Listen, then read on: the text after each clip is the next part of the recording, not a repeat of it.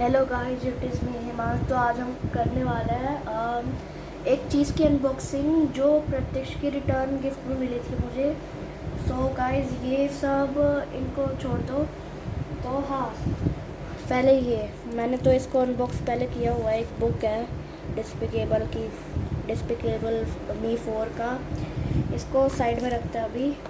और ये है सबसे मेन चीज़। तो इसको यहाँ से ऐसे खोलते हैं। अरे भाई खुल जा। अरे गाइस इतना ओपन कर लिया मैंने। ओह, ये कुछ इंटरेस्टिंग सा लग रहा है। आ करो डॉम्स का है। ओ भाई, तुम बहुत अच्छा है।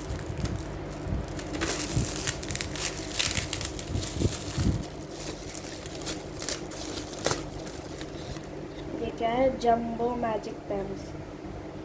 तो आई होप प्रत्यक्ष ये देख रहा है। And thank you bro.